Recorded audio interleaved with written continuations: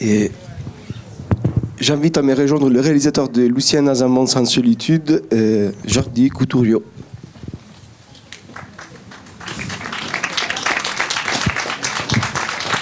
Désolé d'avoir prononcé des lettres, mais j'arrivais jamais. Mais non, c'est très bien. UR, c'est non, c'est bien, ça marche très bien.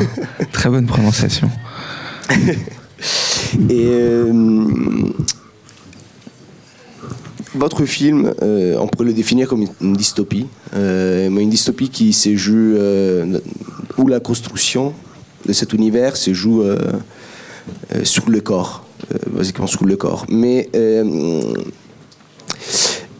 avant d'arriver aux enjeux, aux aspects techniques et à la fabrication du film, je vous pose une question que je déteste d'habitude poser pendant le débat. Mais du coup, l'origine du projet, la première. Non, j'allais dire non, pas ça. J'essaie.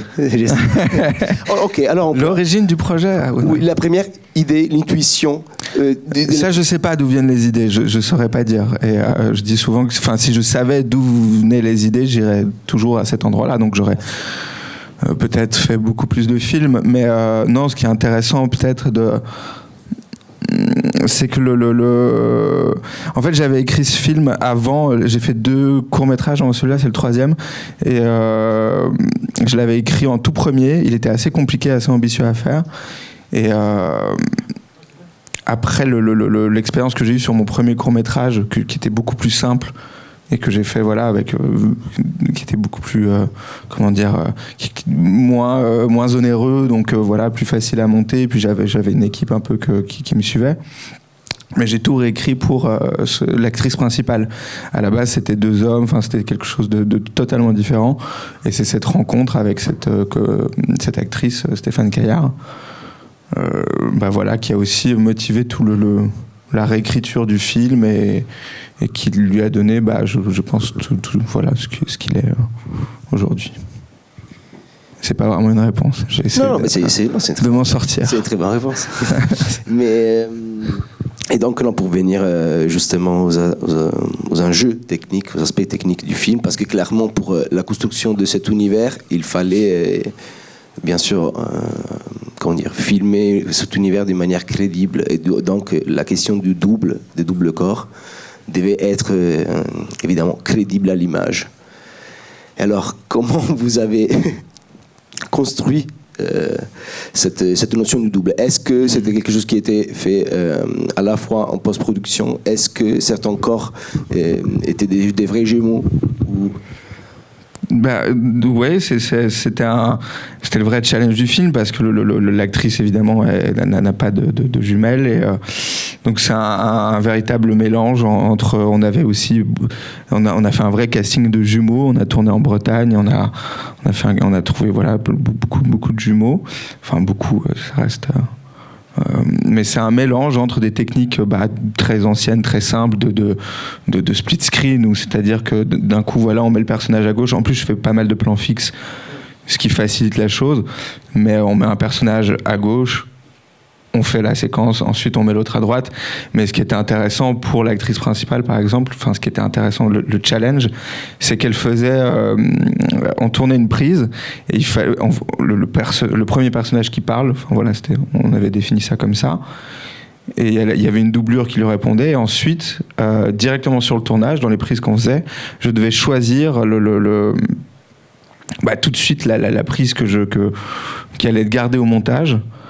Et ensuite, elle faisait le second personnage, on nettoyait tout ce qu'on avait enregistré déjà au son, et donc elle se répondait à elle-même, elle jouait avec elle-même, si vous voulez. Je sais pas si c'est très clair, j'ai du mal un peu à bien raconter les choses, mais voilà, donc elle avait sa voix, mais elle était face à rien, à sa doublure parfois, et parfois non, quoi, donc... Pour le reste du casting. Et pour le reste du casting, Cédric Hane, donc qui a pas de jumeaux non plus. Et pour le reste du casting, plein de jumeaux, c'était assez marrant. Il y a mon producteur, j'arrête pas de le pointer comme ça parce que je l'aime beaucoup, mais il y avait des déjeuners comme ça où il y avait vraiment des tables où c'était assez surréaliste de voir d'un coup ils étaient tous assis les uns en face des autres, que des jumeaux. C'était assez. On avait l'impression d'être dans le film. Mais sinon, il y a un autre système qui est intéressant. techniquement en tout cas, peut-être pas, mais on avait un système de motion control, donc la caméra, quand il y a du mouvement, faisait, on définissait un mouvement et elle le faisait ensuite à l'infini, enfin à l'infini. Elle faisait toujours le même mouvement. Donc par exemple la séquence du bar où elle est avec assise, donc voilà, il y avait vraiment une caméra sur rail qui faisait le même mouvement en répétition, et du coup on pouvait vraiment voir en direct aussi sur le retour la séquence qu'on venait d'enregistrer, et ensuite ce qu'on tournait, comment on ajoutait, comme un collage quoi, plus ou moins. Et en termes de mise en scène, oui, c'est un film qui privilège des plans fixes, en tout cas, quand il y a une certaine frontalité. Oui. Et quelque part, on peut dire, réplique le monde, enfin le contrôle, enfin le monde, oui, dans le monde que vous filmez, c'est-à-dire dans cette dimension du contrôle obsessionnel. Oui, celui que je critique en même temps. Enfin, pardon, j'arrête pas. Non, c'est de nous parler du coup de la stratégie esthétique du film, notamment par rapport à le système de contrôle qui est dans le récit. Mmh. Donc le système de contrôle, vous parlez précisément des caméras de surveillance, c'est ça ? Oui. C'est intéressant. Qu'est-ce que je lisais ? Je ne sais plus pourquoi j'étais tombé sur quelque chose de Lars von Trier qui expliquait que parfois il y avait plein de choses que nous, enfin que nous, je ne vais pas me mettre au même niveau, je veux dire, mais que voilà, un metteur en scène ne voyait pas dans son film. Et là, clairement, c'est vrai que j'avais pas pensé à ces caméras de surveillance. C'est plus parce que je pense que j'aime bien être assis.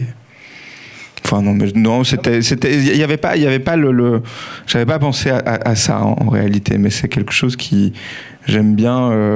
Bon là il y a pas mal de chants contre chants, mais j'essaye au maximum, oui, de quand je peux dire les choses en un plan, je suis assez content. Et de jouer aussi avec des symétries, enfin des jeux de symétrie. Ouais. Et bah là ça se prêtait totalement à ça, ouais. Ouais. Et d'ailleurs, certains jeux de symétrie m'ont fait penser à Raúl Ruiz, mais je ne sais pas si c'était parmi. Et d'ailleurs, voilà, est-ce que quel c'était, si vous avez des références esthétiques ou cinématographiques? Je sais pas, mais en tout cas dans une espèce de. Moi, je m'en détache maintenant, mais c'est vrai que j'ai longtemps été. Il y a quelque chose dans la mise en scène de Bresson ou de Haneke, moi, qui m'a. Mais j'essaye de me dégager de ça, parce que c'est vrai que j'ai un espèce voilà, de.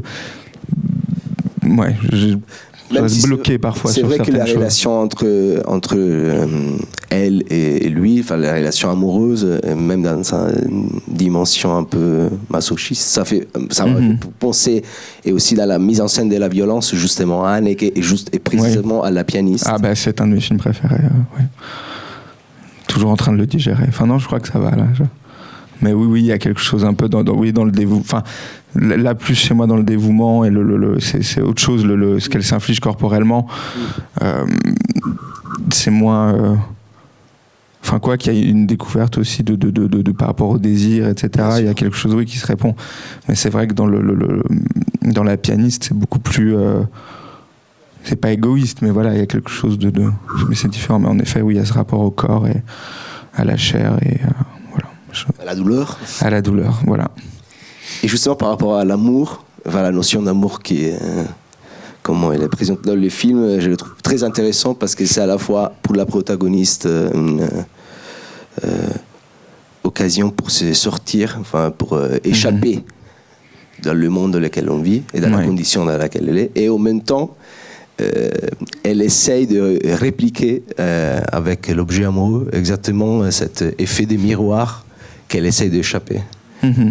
Et je ne sais pas si c'est vraiment. Non, c'est vrai. Oui. Mais j'aimais bien ce paradoxe entre le détachement et en même temps il y a aussi quelque chose d'assez égoïste finalement dans cette façon qu'elle a d'éprouver enfin voilà ce désir et donc je ne saurais pas comment répondre, mais c'est un peu comme amour, enfin l'amour aussi comme prolongement vers l'autre, mais qui finalement et qui finalement est quelque chose aussi très intérieur et qui annule en fait aussi la subjectivité. Ouais, c'était tout un peu. Ouais, c'est ce qui m'intéressait, tout le paradoxe de ce personnage, et aussi en même temps des relations humaines parfois, parce qu'on est toujours Enfin, j'ai l'impression qu'il y a toujours une forme d'égoïsme dans tout rapport. Bien sûr. Même si on essaye de le convaincre, enfin de vaincre oui, ou de le cacher ou de le nier. Mais c'est toujours là, j'ai l'impression. Oui, je suis d'accord. Oui, le choix par exemple de Cédric Kahn, j'ai trouvé assez étonnant. Oui. Je sais pas si c'est c'est bien que j'explique ça, mais c'est vrai que j'ai parfois pas un problème, mais j'ai du mal à diriger les acteurs. Il y a quelque chose parfois dans l'image et quelque chose qui me complique un peu l'affaire, et j'aime bien aller, à part Stéphane Caher, mais qui a des mécanismes totalement qui sont autres, mais j'aime bien aller vers des personnes qui sont, après il est acteur autant que réalisateur, et je vais faire un concert juste après. Oui. Vous pouvez mettre la batterie. C'est notre surprise. Ouais. Mais non, et Cédric était, je sais pas, je trouve qu'il a quelque chose de je sais que c'est un personnage qui est plus effacé par rapport à Lucienne, mais qui en même temps avait besoin de toute cette profondeur. Je trouve qu'il a quelque chose dans le regard, et c'était assez marrant parce que je lui ai proposé le film. On est passé par son agent, on nous a dit non, et j'ai vraiment je sais pas, c'est pas très intéressant, voilà. Et j'ai insisté, et finalement j'ai réussi, parce que je voulais vraiment que ce soit lui, quoi. Et pour lui, c'était comment donc de se faire diriger? Il est plutôt habitué à être peut-être assez autodirigé ou à avoir une idée. Ouais, c'est particulier. C'est très particulier comme rapport, parce que c'est vrai que c'est un metteur en scène, et il est ouais, non, c'était agréable. Et j'avais encore une curiosité, vous avez évoqué tout à l'heure l'un de vos courts-métrages précédents qui s'appelle Lucienne mange une auto, avec la même comédienne. Est-ce qu'il y avait l'idée, en tout cas, en train de développer un cycle avec plusieurs films, avec la même comédienne, et toujours avec Lucienne? Ouais. Ouais. Non, c'est l'idée. Là, c'est vrai que après le premier court-métrage, donc j'ai écrit celui-là, j'ai tout réécrit pour elle. Et là, la suite, le premier long-métrage que j'ai terminé d'écrire, comment on appelle ça, la production se lance plus ou moins. Ça s'appellera, c'est pas très original, ça s'appellera Lucienne, et c'est vraiment avec elle. Mais les films ne se suivent pas. Ce sera le long, ce sera plus du tout, il y aura plus de rien de fantastique dans le film. Mais oui, mais même si un jour je fais un film, je pense, j'ai cette blague parfois avec elle où je lui dis que j'aimerais bien qu'elle soit mon Eddie Murphy. Mais je pense à Professeur Folding où il fait tous les rôles, mais c'est vrai que j'ai un peu je pense si je fais un deuxième long métrage, même c'est un personnage masculin qui serait le premier rôle, mais je voudrais que ce soit elle. J'aimerais elle a joué. Ouais. On verra jusqu'à ce qu'après on me dise écoute, t'es allé un peu trop loin, on ne te donnera plus jamais d'argent, c'est terminé ton histoire. À suivre. Ouais. Merci beaucoup. Merci à vous, merci beaucoup. Merci.